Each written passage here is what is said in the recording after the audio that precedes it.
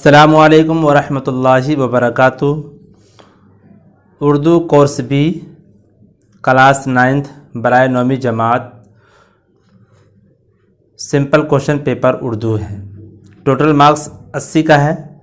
Timing इसका जो है 3 हॉर्स है। पहला क्वेश्चन है, ज़ैल में दी गई गैर दरसी इबारत को पढ़िए और दिए गए इशारों के मुताबिक सवालों के जवाब लिखिए। ज़ैल में दी गई गैर दरसी इबारत को पढ़िए और दिए गए इशारों के मुताबिक सवालों के जवाब लिखिए। 4 जवाब में से सिर्फ एक सही है, आपको चुनना है, उसका आंसर देना है आपको खुद से। तरकारी और मेवा या फल हयातीन और मादनियात से भरपूर होते हैं। हयातीन और मादनियात जिस्म में अहम काम अंजाम देते हैं और बीमारियों के ख़िलाफ़ मुदाफ़ात में इजाफ़ा करते हैं। इसलिए बाज़ माहिरीन तरकारियों और मेवों को मुदाफ़ाती या हिफाजती ग़िज़ा करार देते हैं। तरकारियों और फलों में उमूमन चिकनाई या चर्बी नहीं होती। चंद फलों में जैसे कोको, नारियल और नाशपाती में चिकनाई पाई जाती है। तरकारी और फल चूँकि नबाती ग़िज़ा है इसलिए कोलेस्ट्रॉल बिल्कुल नहीं पाया जाता। तरकारियों और फलों में दूसरी अशिया की बनिस्बत ज़्यादा पानी होता है और ग़िज़ा से पानी हासिल करने का अच्छा ज़रिया बनते हैं। तरकारियों और फलों में सोडियम नमक की तादाद कम होती है। ये पैसेज है और इसी पैसेज से ज़रा एक सवालात है। क्वेश्चन नंबर 1 है, तरकारी और मेवा या फल भरपूर होते हैं। ऑप्शन ए है कोलेस्ट्रॉल से, बी हयातीन और मादनियात से, सी चिकनाई या चर्बी से, डी कार्बोहाइड्रेट से। इन चारों में से कौन सा आंसर होगा इसका आपको खुद से टिक लगाना है आपको।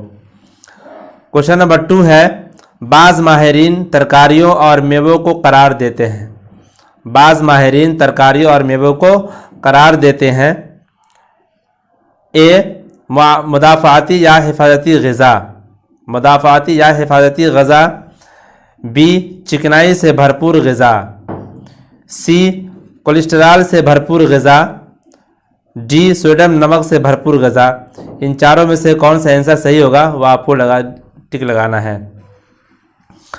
तीसरा है, तरकारियों और फलों में दूसरी अशिया की निस्बत ज़्यादा होता है। तरकारियों और फलों में दूसरी अशिया की निस्बत ज़्यादा होता है। नमक, बी पानी, सी चिकनाई, डी कार्बोहाइड्रेट। इन चारों में से कौन सा ऑप्शन होगा आपको टिक खुद लगाना है। क्वेश्चन नंबर 4 है, इन फलों में चिकनाई ज़्यादा होती है। इन फलों में चिकनाई ज़्यादा होती है।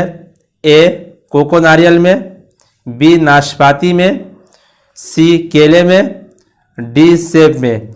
इन चारों में से कौन ऑप्शन सही होगा या आपकी पैसेज में दिया हुआ है वहाँ आप देखिए और इसको हल कीजिए और टिक लगाइए। क्वेश्चन नंबर 2 है, दर्जा झैल बंद को पढ़िए और नीचे दिए गए इशारों के मुताबिक सवालों के जवाब लिखिए। ये 4 नंबर का है। ये गालिब और टैगोर यहीं के मीरा कालिदास, गालिब और टैगोर यहीं के मीरा कालिदास। यही हुआ था सच्चाई का गौतम को एहसास, यही हुआ था सच्चाई का गौतम को एहसास। यही लिया था साथ राम के सीता ने बनवास। ये है मेरा हिंदुस्तान। ये एक बंद है। इस बंद से जरा क्वेश्चन बनाया गया है, आपको खुद से इसका हल करना है। क्वेश्चन नंबर 1 है, गौतम को किस चीज़ का एहसास हुआ था। गौतम को किस चीज़ का एहसास हुआ था। ए पाकी का, बी सच्चाई का, सी झूठ का, डी कम इल्मी का। इन चारों में से कौन ऑप्शन सही होगा यह आपके इसमें पैसेज में दिया हुआ है। क्वेश्चन नंबर 2 है, बनवास किसने लिया था। बनवास किसने लिया था।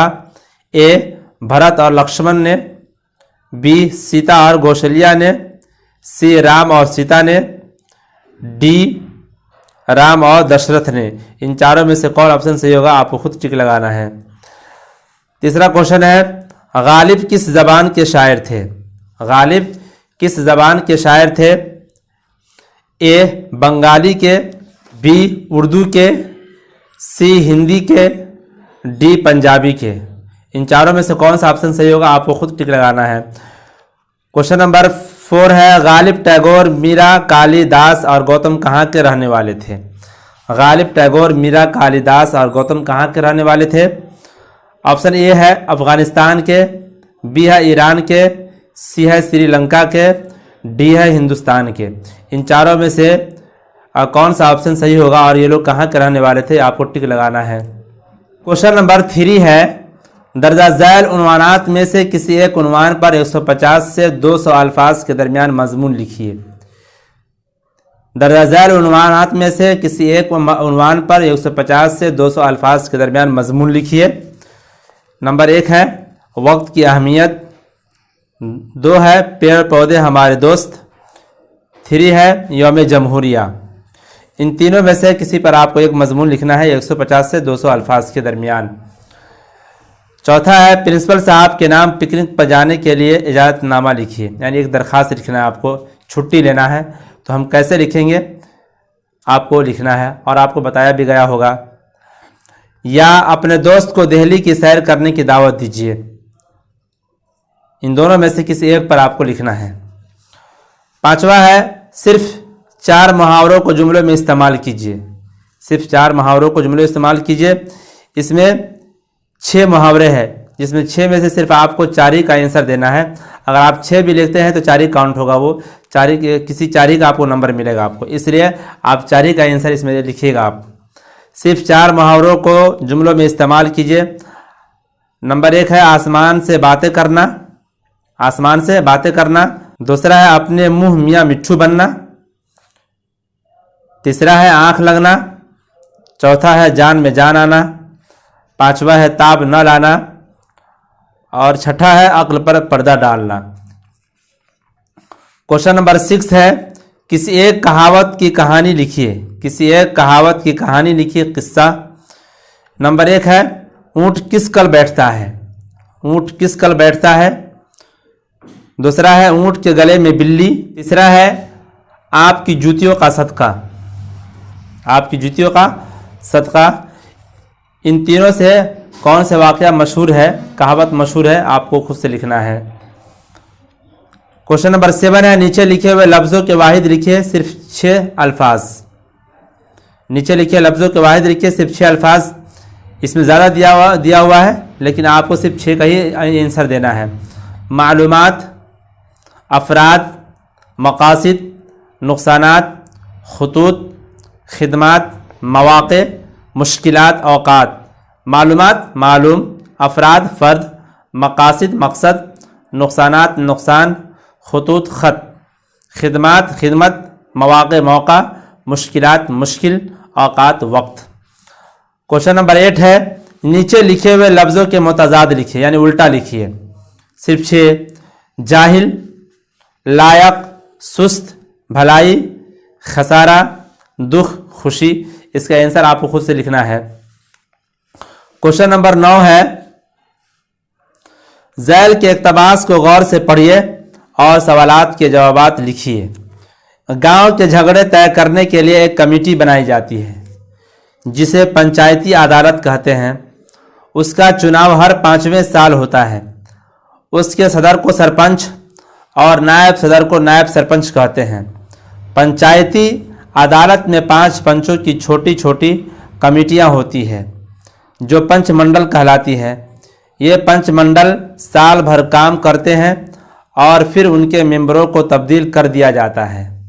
जब कोई मुकदमा पंचायती अदालत के सामने आता है तो सरपंच उसको एक पंचमंडल के सुपुर्द कर देता है। इस तरह अब गांव के लोगों को छोटी छोटी बातों के लिए थाने और कचहरी नहीं दौड़ना पड़ता। सिंचाई, मेंढ, लेन देन और मारपीट के झगड़े गांव में ही तय हो जाते हैं। गांव के उस इंतज़ाम के 2 फायदे हैं।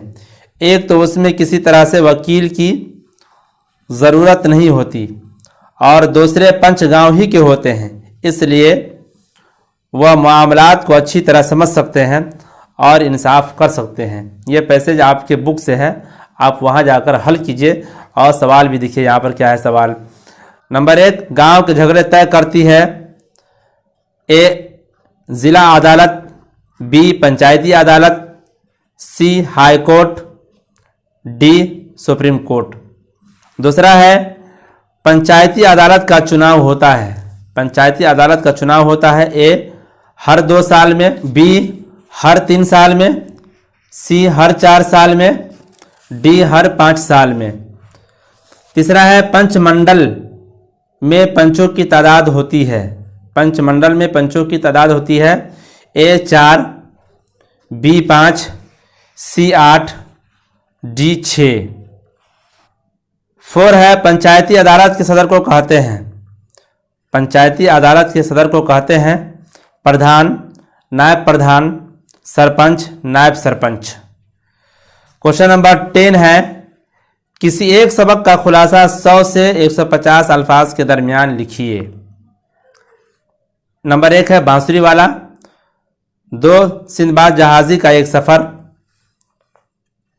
तीसरा है तिनका थोड़ी हवा से उड़ जाता है।